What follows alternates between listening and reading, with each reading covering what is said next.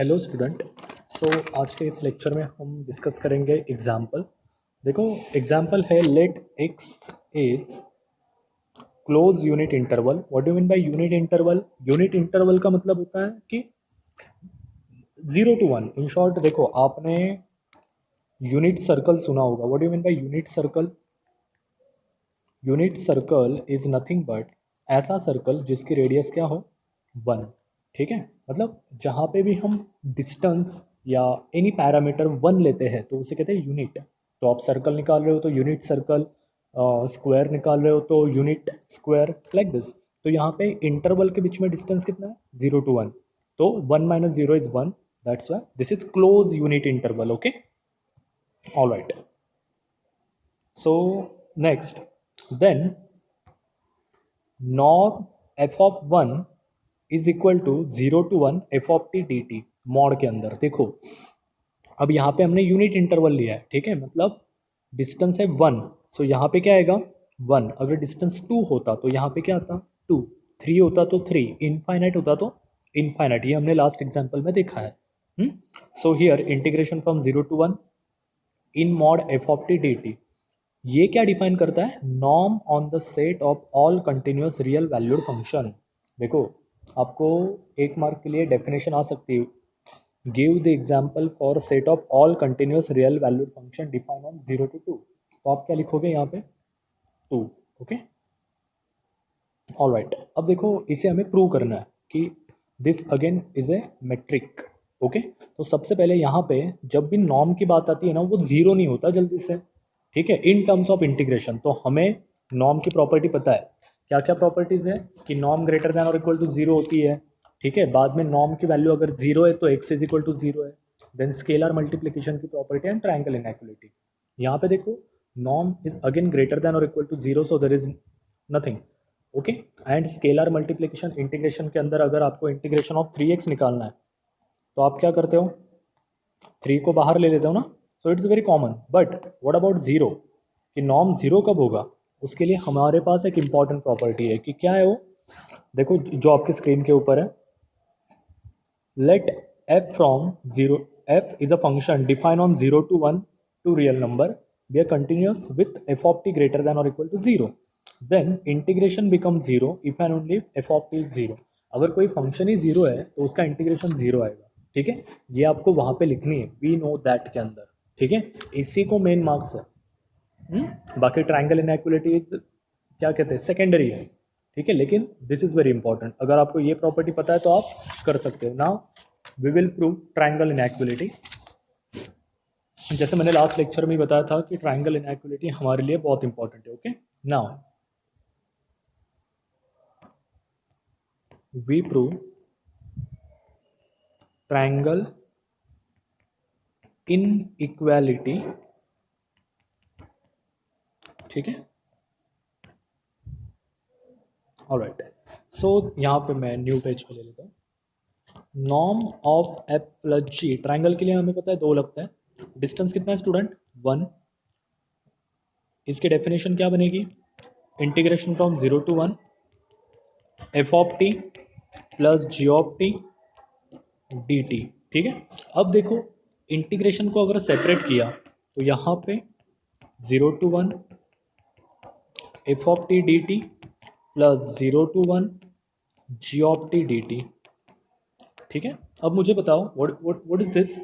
ये क्या है? ये डेफिनेशन है किसकी? Norm of f with 1, distance 1। और ये किसकी है? Norm of g with distance 1। So therefore we get norm of F plus g distance 1 is less और equal norm of f1 norm of g1, hence prove. ठीक है, ये 1 mark के लिए आ जाएगा, आपको बस थोड़ा सा प्रूव करके दिखा देना है। ठीक है, नेक्स्ट वन अगेन, दिस ये इस एग्जाम्पल का प्रूफ नहीं है कोई, बस ये एग्जाम्पल है कि set of all continuous real valued function for the f2, ध्यान में रखना। ठीक है, अब f2 देखो, आपने क्या कहते हैं उसे, हाँ, what do you mean by R1? R1 means real line, this is 1 dimensional. ठीक है, what do you mean by R2? R2 is nothing but 2 dimension, is a 2D। So 2D के लिए, इन शॉर्ट 2D के लिए जिसका distance 2 होगा points के बीच में, ठीक है, तो वहाँ पे क्या आएगा, ये वाला फंक्शन आपको अप्लाई करना पड़ेगा। ये काफ़ी इंपॉर्टेंट है, ध्यान रखना। For the F2। अब देखो ये किस तरह से पूछा जाएगा, आपको सीधा एक आध एग्जाम्पल दिया जाएगा, फाइंड आउट F2 ऐसे आएगा, ठीक है, या फाइंड आउट F1, या आएगा फाइंड आउट F इनफाइनाइट, ठीक है। सो ये एग्जाम्पल है जो मैं आपको सॉल्व करके दिखाता हूँ। देखो यहाँ पे D1 पूछा है, D इनफाइनाइट पूछा है। Now it's consider as F1 and F2 या F infinite in short. Okay, now here f of T कितना दिया है student, t, g of T कितना दिया है, टी स्क्वायर, और इंटरवल क्या दिया है 0,1। अब देखो D1 की डेफिनेशन होती है integration from a to b f of x minus g of x, ध्यान रखना, ठीक है। D1 की डेफिनेशन क्या होती है, f of x minus g of x। So integration from 0 to 1 f of x क्या है t, g of x T square, यहाँ पे आएगा dt।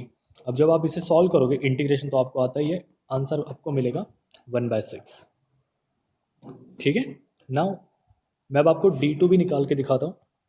D2 of f of g actually पूछा नहीं है, तभी भी ध्यान रखना, is under root a to b f of x minus g of x, वही बस यहाँ पे स्क्वायर कर देना है आपको, क्या कर देना है स्क्वायर, मतलब क्या है स्क्वायर और रूट उड़ जाएगा, अगर क्यूब आए तो क्यूब एंड क्यूब रूट देना है, मतलब वो उड़ जाएगा, ठीक है। dx डाल दो अंदर value, integration from 0 to 1 it will become t minus t square ना,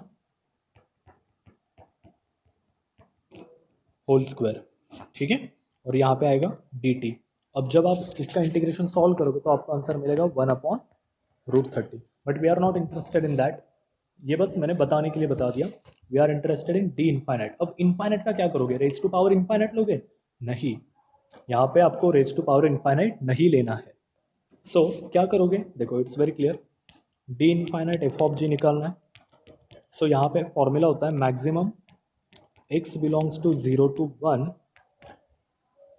t माइनस टी स्क्वायर या x minus x square whatever, ठीक है।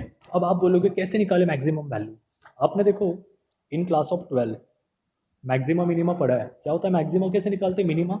स्टेप 1 क्या होती है, सबसे पहले हम डेरिवेटिव निकाल लेते हैं, उसके बाद उसको जीरो के साथ इक्वेट करते हैं। सो यहाँ से हमें दो वैल्यू मिलती है ए एंड बी, ठीक है। बाद में हम क्या करते थे, डबल डेरिवेटिव लेते थे एफ डैश ऑफ एक्स, एक बार हम ए पुट करते थे, एक बार बी पुट करते थे, अगर ग्रेटर दैन जीरो आया तो मिनिमा, ठीक है, लेस देन जीरो आया तो मैक्सिमा, और जो वैल्यू आई वो फंक्शन में डाल के मैक्सिमम या मिनिमम वैल्यू निकालते थे। ये था मैक्सिमम मिनिमा की प्रोसेस, ठीक है।